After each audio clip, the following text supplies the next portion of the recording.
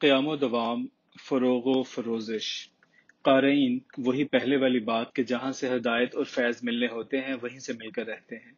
لاکھ انسان نمازیں پڑھے، مکے مدینے جائے، ملتا تب ہی ہے جب حکم ربی ہوتا ہے۔ وہ جو چاہے کرتا ہے، وہ بے نیاز ہے۔ وہی پرانی بات کہ اچھوں سے برے اور بروں سے اچھے پیدا ہوتے رہتے ہیں، یعنی ایک چکر جو چلتا ہی رہتا ہے۔ جہاں دن ہوتا ہے وہاں سے پھر رات ابھرتی ہے، اندھیرے کو اجالے نگل لیتے ہیں، اور ضروری نہیں کہ یہ ایک برا ہمیشہ برا رہے اور ایک اچھا ہمیشہ اچھا رہے۔ یہ تو سمے امر من بھاون پی مناون دکھ سناون کبھی آون کبھی جاون اور نصیبوں کے کھیل ہیں۔ آگ لینے جائیں پیغمبری لے آئیں، دان لینے جائیں سکندری لے آئیں، برتن لینے جائیں دلبری لے آئیں۔ پہاڑ پہ چڑھے تو سروری لے آئے، اور کوئی وہ جو دار پہ کھال اتروا دے تو کوئی سجدے میں گردن کٹوا دے، کوئی نیزے پہ چڑھ کر قرآن سنا دے تو کوئی بند مٹھی میں کلمہ پڑھا دے، کوئی اپنے سارے دانت نکلوا دے تو کوئی دہکتی آگ میں بے خطر کود پڑے، کوئی رگے گردن پہ چھری چلا دے اور کوئی غم پسر میں آنکھیں گوا دے، اپنے جسم پہ کوئی آرا چلوا دے اور کوئی نعرہ ان الحق لگا دے۔ یہ سارے اسی من موہن کے دیے ہوئے روپ سروپ ہیں۔ کوئی رذالت سے نکل کر اصیل ہو گیا تو کوئی تونگڑی سے ٹوٹ کر فقیری پہ آ لگا، کہیں ہیرا کسی کا پیزار پہ آ ٹکا اور کوئی پھول گجرے میں بند گیا تو کوئی گور پہ آ گرا، کوئی محمل سوار ہوا تو کوئی خار مغیلہ میں خوار ہوا۔ یہ سب اپنے آپ نصیب اور مقسوم ہیں۔ بات روشنی سے آگے بڑھی تھی۔ اس کے ہی قصہ دل گرفتہ سے یہ لوہ والی گرہ کھلی تھی، اور اس کے دل کی گرہ ایک چلبلی سی طوائف فیروزہ نے کھول دی تھی، اور پھر اسی فیروزہ سے ابابیل کے آنسو الوری فیروزے کی بات نکلی تھی، جس نے مجھے ممبئی کے لکھ پتی سیٹھ کی کہانی سنانے پہ اکسایا کہ کس طرح شیطانی چکروں میں پھنسا ہوا یہ خاندان منحوس سا دھوکہ دیے ہوئے جنتر کے سحر اور نحوست سے آزاد ہو کر، اور کس طرح ایک طوائف سے اللہ پاک نے وظائف کا کام لیا۔ اس نے بیٹی اور بیٹے کے رشتے، بے حیائی کے کوٹھے اور عزت شرافت کی کوٹھڑی کے فرق کو ایسے سمے کی دھار بنا کر پیش کیا کہ بدقماش بد خصلت مگر وجیح و غلمان روح روشنی کی ظلمت خانے میں ایک نور کی کرن سی پھوٹ پڑی، اور وہ کوٹھے سے نیچے اتر کر سوئے دکان آیا، مٹھائی کی ڈالیاں گھر بھجوا کر اذان کی مدھر دھارا پہ بندھا ہوا مسجد میں آ پہنچا۔ مسجد کے کھڑے مینار نے اس اندر سلامتی لیے بیٹھے انسان کو مسکرا کر دیکھا، پھر جو لگاتار مسجد جائے اسے کیا سواد آئے۔ کبھی کبھی کے سجدوں اور گریہ زاری کا مزہ تو کوئی اس بے نمازی سے پوچھے جسے اچانک اپنے رب کی ربوبیت اور اپنی معصیت کا ادراک ہو جائے، اور وہ اللہ اور اللہ کے بندوں سے آنکھیں چراتا ہوا ڈرا ڈرا محجوب سا مسجد میں یوں داخل ہوتا ہے جیسے وہ نماز کے لیے نہیں، اپنے سائز کا کوئی جوتا اٹھانے کے لیے آیا ہو۔ وہ کسی کونے میں یا سب سے پیچھے کھڑا ہونے کی کوشش کرتا ہے تاکہ کوئی واقف کار اسے مسجد میں نہ دیکھ لے اور یہ نہ کہہ دے، اوئے روشنیاں، اے کی ہنیر، اوئے تو تے مسیت، اللہ خیر کوئی کاروائی پاون تے نہیں آیا۔ روشنی کو تو یہ بھی یاد نہیں تھا کہ وہ کبھی اپنی زندگی میں کسی مسجد میں گیا بھی ہے یا نہیں۔ عشاء کی نماز کا وقت تھا، ایک کونے میں لگ کر وہ بھی کھڑا ہو گیا۔ دوسرے نمازیوں کی نقل کرتے ہوئے اس نے کسی نہ کسی طرح نماز نپٹا ہی لی تھی، مگر بعد میں دعا کے لیے اسے کسی کی نقل کرنے کی ضرورت پیش نہ آئی۔ ہاتھ اٹھائے وہ کچھ نہ کچھ ضرور مانگ رہا تھا۔ میرے خیال میں بس یہی ایک موقع ایسا ہوتا ہے جب بندے اور مالک کے درمیان کوئی تیسرا نہیں ہوتا۔ وہ دھلا دھلایا سا اپنے گھر کی سیڑھیاں چڑھا تو سب سے پہلے اسے نصیبوں کی آنکھیں نظر آئیں، جو اس کی راہ تکتے تکتے نرگس کا پھول سی بن گئی تھی۔ مٹھائی کی ٹوکریاں پلنگ کے پاس تپائی پہ دھری تھی، ویسے کی ویسے ہی رنگین کاغذ اور پھولوں سے سجی بندھی ہوئی۔ وہ پلنگ کی پٹی پہ یوں ٹکا جیسے وہ پلنگ پہ نہیں، خوش نصیبوں کے پیٹ پر بیٹھ رہا ہو۔ کیسی ہو؟ اس کی زبان سے خود بخود ہی نکل گیا، تمہیں پلہوٹی کا بیٹا مبارک ہو۔ اپنے بیٹے کا مکھڑا نہیں دیکھو گے؟ ادھر آؤ، اس کا ماتھا چومو، بسم اللہ پڑھ کر اس کے کانوں میں اذان کہو۔ وہ اٹھ کر پلنگ کی دوسری جانب جا کر بیٹھ گیا، ڈرتے ڈرتے جھجکتے ہوئے دو تہی میں لپٹے ہوئے گول مٹول بچے کو دیکھنے لگا۔ نصیبہ خوش ہوتے ہوئے بولی، ڈر کیوں رہے ہو؟ لو اسے اٹھاؤ، پیار کرو، اس سے باتیں کرو، تمہارا بیٹا ہے۔ دیکھو تو صحیح، اس کی شکل ساری تم پہ گئی ہے، تم سا کھڑا ناک، کھلا ماتھا، کٹورا سی آنکھیں. پھر وہ سرگوشی سے انداز میں کہنے لگی، تمہارے ایسا اس کا بھی سارا بدن سیاہ کالے بالوں سے بھرا ہوا ہے. سلوچنا رانی کہہ رہی تھی کہ ایسا بچہ بڑا بھاگوان ہوتا ہے. روشنی نے دھڑکتے ہوئے دل کے ساتھ بچے کو دھیرے سے اٹھا لیا. چھلاپے کے بعد تیسرے مہینے تسلیم کے ختنے بھی ہو گئے. 3 چاند اور لگے اور اسے محسوس ہوا کہ نصیبو بی بی تو پھر بچے کی ماں بننے والی ہے. اور دکان پہ جگن ناتھ ہیڈ ماسٹر نے بتایا کہ بہت جلد فساد پھوٹنے والے ہیں. ہندوستان کا بٹوارا ہونے والا ہے. مسلمان اپنا الگ دیس مانگ رہے ہیں. روشنی کی کچھ سمجھ میں نہ آیا کہ بٹوارا کیا ہوتا ہے، لیکن بہت جلد وہ جان گیا کہ کیا ہونے والا ہے. اکا دکا مرنے مارنے کی خبریں آنے لگی تھیں. جلسے، ہڑتالیں، جلوس، بری بری خبریں. ایک دن پٹیالے کے مسلمانوں کے علاقے میں 2 مسلمان ہندو بلوائیوں نے قتل کر دیے تھے. ایک مکان اور دکانوں کو آگ بھی لگا دی تھی. دوسرے دن جب 4-5 ہندو مارے گئے اور پرتاپ گنج میں ایک دھرم شالہ کو جلا کر راکھ کر دیا گیا تو پھر ایک سلسلہ قتل و غارت کا چل نکلا. روشنیہ محسوس کر رہا تھا کہ دکان پہ لگے بندھے روزانہ کے ہندو سکھ گاہکوں کے تیور ٹھیک نہیں ہیں، اور یہ تو پورا علاقہ ہی ہندوؤں کا تھا. پھر ایک روز صبح لالا جگن ناتھ ہیڈ ماسٹر نے اس کا دروازہ کھٹکھٹایا. 2-4 اخبار اس کے ہاتھ میں تھے. روشنی خان، وہ بلا تمہید بولا، حالات ٹھیک نہیں ہیں.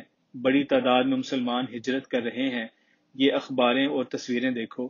میں اتنی سویرے تمہارے پاس نہ آتا. میرا ایک شاگرد کہہ رہا تھا کہ رات ایک دارو کے اڈے پہ کچھ لوگ تمہاری دکان کو آگ دکھانے اور تمہیں قتل کرنے کی باتیں کر رہے تھے. میری مانو تو فوراً بیوی بچوں کو لے کر یہاں سے نکل لو. اتنا کہہ کر لالا جگن ناتھ منہ سر ڈھانپے جلدی سے کھسک گیا. اسی دن شہر میں کئی جگہوں پہ آگ لگنے اور مسلمانوں کو قتل کرنے کی وارداتیں ہو گئیں. شام سے ذرا پہلے اس کے چند ایک ہمدرد قسم کے گاہکوں نے مشورہ دیا کہ اگر اپنی بیوی اور بچے کی جان پیاری ہے تو جتنی جلدی ہو سکے یہاں سے نکل کر مسلمانوں کے علاقے میں چلے جاؤ. ہندو بلوائیوں کے تیور ٹھیک نہیں. ایسا نہ ہو کہ بعد میں تمہیں موقع نہ ملے. دکان اس نے کھولی ہی نہیں تھی.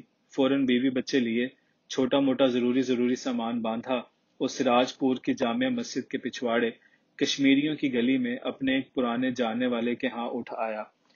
اس کی طبلے ڈھولکیاں بنانے اور مرمت کرنے کی دکان تھی. یہاں پہنچنے کے دوسرے روز ہی کرفیو لگ گیا. اب فسادات کی آگ نے پورے ملک کو اپنی لپیٹ میں لے لیا تھا.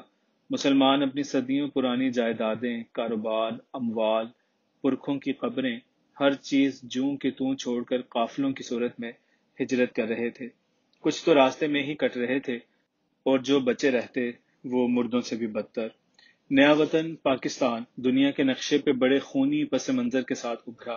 ایسے ہی ایک قافلے کے ساتھ وہ بھی خستہ حال، بے سر و سامان اور پورے دنوں کی بیمار لاچار نصیبوں اور ننھے تسلیم علی کو گود اٹھائے ہوئے حیدرآباد پہنچ گیا. یہاں پہنچنے کے ٹھیک 15 روز بعد ایک ریفیوجی کیمپ میں بڑی آزردگی اور قسم کسری کے عالم میں ایک رات کے آخری پہر رضا علی نے ایک مہین سی چیخ بلند کر کے اس حزن اور آزمائش کی دنیا میں اپنی آمد کا اعلان کر دیا. یہ بڑی ابتلا، جاں گسل پریشانیوں اور محرومیوں، مایوسیوں کا ایک نہ ختم ہونے والا دور تھا. کوئی کسی کا پرسان حال نہ تھا. ہر کوئی ایک دوجے سے بڑھ کر دکھیلا اور پریشان. لڑکھڑاتے پاؤں پہ بمشکل کھڑی ہونے والی گورنمنٹ اور رفائی اداروں کی معاونت اور اعانت کی وجہ سے بمشکل سر پہ خیموں کی چھت اور 2 وقت روکھی سوکھی میسر تھی، جس کی بنا پہ ان کے علاوہ لاکھوں پناہ گزینوں کا سانس اور جسم کا رشتہ جڑا ہوا تھا. مگر بڑی عجلت اور ترتیب سے ان بے گھروں، بے آسروں کو ان کی حیثیت اور ہندوستان میں چھوڑی ہوئی جائیداد کے مطابق یہاں سے ترک وطن کرنے والے ہندوؤں کی متروکہ جائیدادوں میں بسایا بھی جا رہا تھا. زمینداروں کو زمینیں، کارخانہ داروں کو کارخانے، اسی طرح دکانداروں کو دکانیں اور عام شہریوں کو ان کی ضرورت اور افراد خاندان کے مطابق مکانیت فراہم کی جا رہی تھی. کچھ لوگ غلط بیانی سے کام لیتے ہوئے اور مختلف طریقوں سے اچھی جگہوں پہ قابض ہو رہے تھے. ان کی باری آئی تو انہیں بھی ایک دکان والا چھوٹا سا مکان مل گیا، لیکن یہ جگہ ان دونوں میاں بیوی کو کچھ پسند نہ آئی. بڑی گنجان سی جگہ اور گندا علاقہ. اسی دوران اچانک روشنی کی ملاقات اپنے ایک پرانے واقف کار سے ہوئی جو فسادات سے بہت پہلے ہی یہاں کراچی اٹھایا تھا. یہ بھی اسی بازار کا آدمی تھا. ایک بائی کے ہاں طبلہ بجاتا تھا. بائی جی کی بڑی بہن یہاں کراچی میں تھی اور کچھ رشتہ دار حیدرآباد کے بازار حسن میں بھی رہتے تھے۔ اس تبلچی کے مشورے پہ یہ دونوں بچوں سمیت اسی کے ساتھ کراچی چلے آئے۔ اس تبلچی نے ایک الاٹمنٹ افسر جو اس کی بائی کے پاس آیا کرتا تھا کہ وساطت سے روشنی کو نیپیر روڈ بازار حسن کے قریب ایک گلی میں کسی ہندو طوائف کا 2 منزلہ مکان الاٹ کروا دیا۔ خوش قسمتی کہ اس مکان میں گھر گرہستی کی ہر چیز اندر سے نکل آئی۔ اسی واقف کار نے قریب ہی کوٹھے پہ ایک گانے ناچنے والی طوائف کے ہاں تبلے ڈھولک پہ بٹھا دیا۔ اس طرح اس کے کام دھندے کی سبیل بھی نکل آئی۔ یہ سب کچھ اس کی طبیعت اور خو خصلت کے عین مطابق تھا۔ وقت گزرتا گیا اور بہت جلد زندگی اپنی روزمرہ کی ڈگر پہ آ گئی۔ جیسا ماحول، محلہ، صحبت، سنگت اور رنگ ڈھنگ پیچھے چھوڑ کر آئے تھے، اس سے کہیں سوا یہاں میسر آ گیا۔ ویسی ہی گلیاں، بازار، روشنیاں، گھنگروؤں، تبلوں کی آوازیں، تماش بین، جاگتی راتیں اور اونگتے ہوئے دن، پنواڑیوں، حجاموں، حکیموں اور خوشبوؤں کی دکانیں، ہوٹل، سینما، بدقماش، بدمعاش، بھڑوے، مالیشیے، سازندے، گلاباں، چنبیلیاں اور رات کی رانیاں۔ دنوں میں ہی روشنی کے وہ پرانے طور طریقے اور چھپ دھج اود کر آئے۔ پینا چسکنا بھی منہ لگ گیا، سلک ریشم بوس کی انگ لگ گئی اور وہی چپڑی ہوئی زلفیں، آنکھوں میں کجیلی دھار، ترنگ مستی کی سرخی، نوکیلی کھڑی مونچھوں کے نیچے بھرے بھرے پان کے لاکھے سے یاقوت بنے ہوئے ہونٹ، سپید دانت جیسے سچے موتی منہ میں بھر رکھے ہوں۔ کراچی کی سمندری آب و ہوا نے اس کے تانبے کو جیسے کھرے سونے میں بدل دیا تھا۔ سورج کی دھوپ یا کوٹھے کے بڑے کمرے کے 12 بنکی کے 13 جھومروں والے فانوس کی چمچماتی ہوئی کرنوں کی روشنی میں روشنی کا کندنی سراپا یوں دمکتا جیسے اسے سورجیا ساگر کی کسی سنہری جل مچھلی نے جنم دیا ہو، اور پھر وقت کی گردش یا پھر قسمت کے کسی پھیر نے اسے اس سر صبح اور ساغر و مینا کے منڈپ پہ لا بٹھا دیا ہو۔ دیں گردشیں اتنی کوزہ گرنے۔ پہلے بھی کہیں عرض کر چکا ہوں کہ بدی، بدکاری، برائی، بدماشی اور بدنگاہی اور بے نکاحی یا بازاری عورت میں بڑی کشش، خوش لطفی، خوش وقتی اور بظاہر بڑی افادیت نظر آتی ہے، مگر انجام سوائے رسوائی، ذلت اور دین دنیا میں خرابی کے اور کچھ نہیں ہوتا۔ اور یہ بھی میں نے خوب دیکھا کہ جو اولاد ناجائز تعلقات اور بے راہ روی کے نتیجے میں جنم لیتی ہے، وہ اکثر خوبصورت، توانا اور تندرست اور بے پناہ جنسی کشش کی حامل ہوتی ہے۔ دنیا بھر میں، خاص طور پہ یورپ اور امریکہ میں نظر آیا کہ شوبز سے تعلق رکھنے والے انتہائی خوبصورت اور بے پناہ جنسی کشش و جاذبیت رکھنے والے افراد زیادہ تر گمنام باپوں کی اولادیں ہوتی ہیں۔ ان کی بڑی نشانی یہ ہوتی ہے کہ ان کے چہرے اور پیکر میں جن سے مخالف کے لیے بے پناہ جنسی کشش ہوگی، اور ان سے انسانی راہ روی نہیں، شیطانی بے راہ روی برتنے کو جی چاہتا ہے۔ ایسے افراد کے چہرے، آنکھیں حیا اور مروت سے خالی ہوتے ہیں۔ یہ محسن کش، بے دید، بد لحاظ اور پروفیشنلزم کے گرویدہ ہوتے ہیں۔ دنیا بھر کے شاہی بازاروں، ہیرا منڈیوں میں بیٹھنے والی عصمت فروش یا ناچنے گانے والی 2 قسم کی عورتیں ہوتی ہیں۔ ایک تو وہ جو کسی طوائف کے ہاں ایسے ہی بغیر نکاح کے پیدا ہوتی ہے، اپنی پڑنانی، نانی اور ماں کی طرح وہ کوٹھے پہ ہی بیٹھے گی، اور جو طوائف کے بطن سے نکاح کے نتیجے میں جنم لیتی ہے، اکثر وہ بھی بالآخر طوائف ہی بنتی ہے، کیونکہ طوائف کی بیٹی کو معاشرہ قبول نہیں کرتا۔ وہ 2 4 مرتبہ طوائف ماں کا طعنہ سن کر تنگ آ کر کوٹھے پہ آ بیٹھتی ہے یا پھر شوبز میں آ جاتی ہے۔ ہماری فلم انڈسٹری، سٹیج میں خاص طور پر بڑے بڑے کچھ نام ایسے ہی ہیں جن کے مائیں طوائفیں اور باپ بڑے بڑے زمیندار، سیاستدان، گدی نشین، صنعت کار اور ڈپلومیٹ ہیں۔ کچھ تو بڑے دھڑلے اور فخر سے اپنی ولدیت بتاتی رہتی ہیں، اور کچھ اپنے بزرگوار والد صاحب کو ساری زندگی بلیک میل کرتی رہتی ہیں اور منہ بند رکھتی ہیں۔ طوائف کی دوسری قسم میں خریدی ہوئی عورتیں، جھوٹے عشق و محبت کے چکر میں پھنسی ہوئی لڑکیاں، یا پھر کسی بے غیرت، نکھٹو، ہڈ حرام، منشیات کے عادی یا مجرمانہ ذہنیت رکھنے والے افراد کی بیویاں، بیٹیاں ہوتی ہیں۔ ایسی لڑکیاں بڑی آسانی سے ایسے گرگوں اور بردہ فروشوں کے ہتھے چڑھ جاتی ہیں جو انہیں اپنے چنگل میں جکڑ کر بالآخر پیشہ کرنے پہ راضی یا مجبور کر لیتے ہیں، یا کچھ اغوا شدہ مال بھی ہوتا ہے جن کی منزل کوٹھا کسی عیاش وڈیرے کی حویلی اور یا پھر کسی پوش علاقے میں پرائیویٹ کوٹھی خانہ ہوتا ہے۔ جیسے یہ نصیب و بچپن میں ایک بردہ فروش کے ہاتھوں اٹھائی گئی تھی اور پھر پریم رس کور نے اسے خرید کر اپنے ہاں پالا پوسا جوان کیا۔ یہ تو اس کی قسمت کے اسے چیچک چاٹ گئی اور 2 ٹکے کی ہو کر رہ گئی، ورنہ بڑی بی بی کب کی اسے گھنگرو پہنا چکی ہوتی۔ نصیب و حیدرآباد سے کراچی تو پہنچ گئی، بھرا پورا گھر بھی مل گیا، تسلیم و رضا بھی گود میں تھے، روشنی بھی دھندے پہ بیٹھا ہوا تھا، مگر وہ کچھ اندر سے مطمئن نہیں تھی۔ وہ دیکھ رہی تھی کہ روشنی دن بدن گھرداری اور بچوں سے لاپرواہی برت رہا ہے۔ کوٹھوں کا کام ہی راتوں کا ہوتا ہے اور دن سونے اور اونگھنے میں گزرتے ہیں، لیکن پھر بھی مرد کو رات کی کسی پہر تو گھر لوٹنا چاہیے۔ وہ اکثر راتوں کو باہر ہی رہنے لگا تھا۔ تسلیم و رضا کے درمیان مشکل سے 1 برس کا ہی تو فاصلہ تھا۔ دونوں معصوم ننھے سے بچے، ایک کو سنبھالتی تو دوجا رونے لوٹنے لینے لگتا۔ وہ خود کون سی اچھی بھلی صحت مند تھی، ہڈیوں کے مٹھ، پیلی پھٹک، ہندوستان سے ہجرت اور در بدر کی ٹھوکروں نے اسے مزید نڈھال کر دیا ہوا تھا۔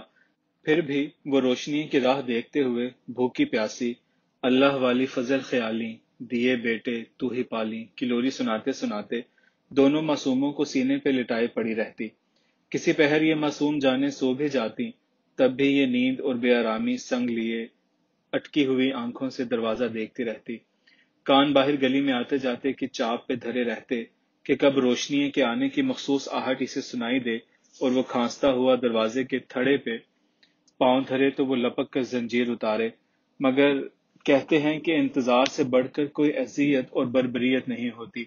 انتظار تو آنکھوں میں غیظ کے انگارے، دل و دماغ میں شبہات اور وسواسات کا دھواں پھیلا دیتا ہے، اور انتظار کرنے والا تو دوہری دھار کے خنجر کے مانند اپنی آتی جاتی سانسوں کے چرکے سہتا ہوا بے درد ٹھہرے ہوئے سمے کی سولی پہ صبر کا کالا کنٹوپ چڑھائے لٹکا ہوتا ہے۔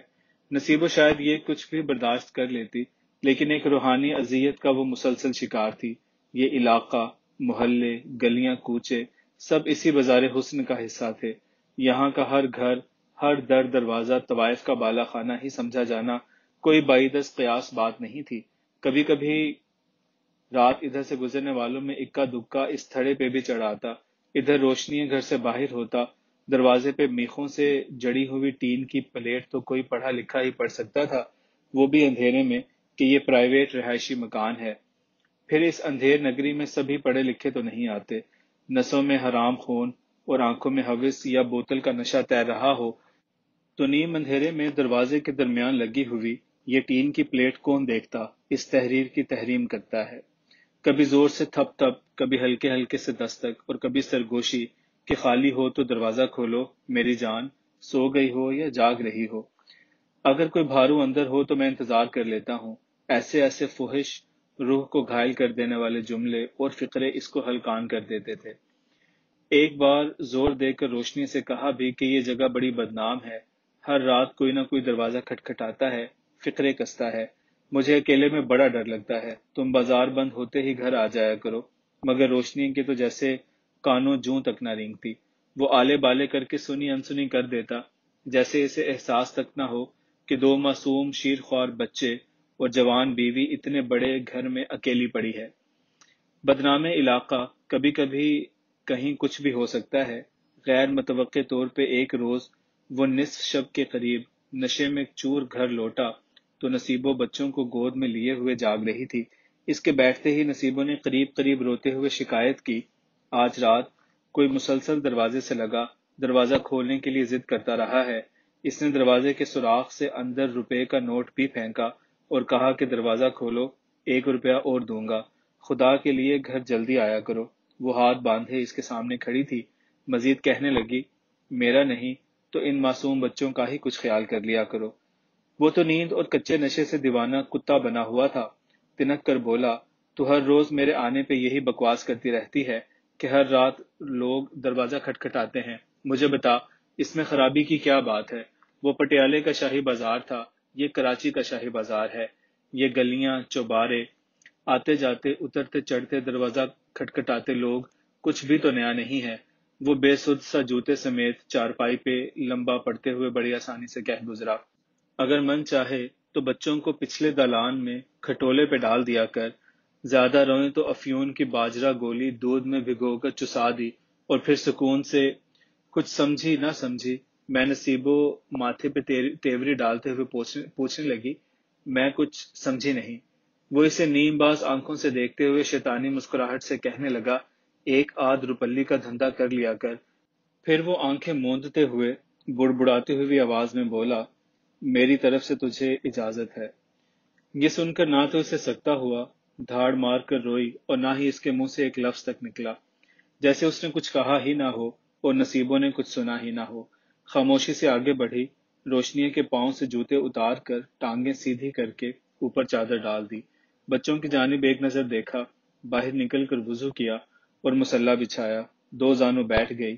اللہ ہی جانے کہ وہ اس سے کیا کچھ کہتی رہی، پھر بلائی ہوئی اٹھی، باورچی خانے سے ایک تیز دھار بڑی سی چھری اٹھا لائی، اپنے آگے سجدے کی جگہ رکھ دی، سر جھکائے زیر لب کچھ پڑھتی رہی، کچھ دیر بعد پھر اٹھی، اندر گئی، رحل سمیت ترجمے والا قرآن پاک اٹھا لائی، سامنے چادر بچھا کر چھری کے پاس رکھ دیا اور پھر شروع ہو گئی، دعا مانگی، قرآن پاک اٹھا کر گود میں رکھا، بسم اللہ پڑھتے ہوئے آنکھیں بند کر کے مصحف پاک کھول کر سیدھے ہاتھ کے صفحے کا ترجمہ پڑھنا شروع کر دیا، پھر قرآن شریف بند کر کے واپس رکھ دیا۔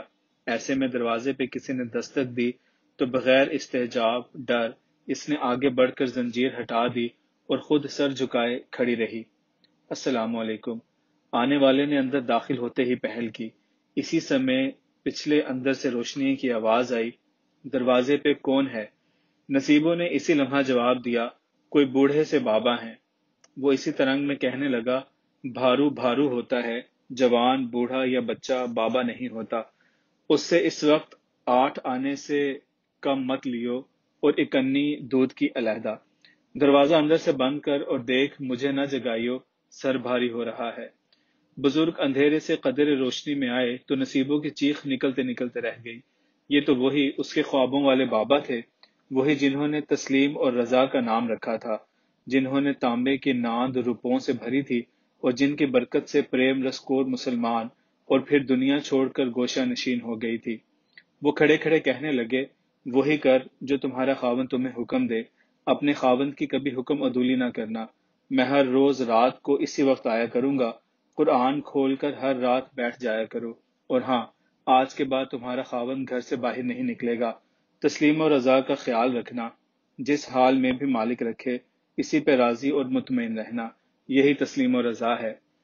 وہ 2 چاندی کے کھرے چمکتے ہوئے روپے دیتے ہوئے فرمانے لگے، ہر روز اسی وقت یہ ملا کریں گے۔ وہ اس کے سر پہ ہاتھ پھیر کر عجلت سے باہر نکل گئے، دروازے پہ زنجیر چڑھا کر وہ پلٹتی تو تسلیم نے منہ کھول لیا تھا۔ اس وقت تک پہنچتے پہنچتے روشنی کی سرگوشی سے سنائی دی، ارے اتنی جلدی بھگتا لیا اس بڈھے کو، اور ادھر آ، دکھا مجھے کیا دے گیا ہے تجھے۔ کچھ دودھ پانی کی بخشش بھی لی یا یوں ہی منہ میں گھنگنیاں ڈالے پڑی رہی؟ بھلا وہ کیا منہ کھولتی؟ بابا کے 2 روپے اس کی طرف پھینکتے ہوئے بچوں کی جانب متوجہ ہو گئی۔ چمکتے کھنکتے نمے نکور چاندی کے 2 روپے جیسے ابھی ٹکسال سے ڈھل کر باہر نکلے ہوں۔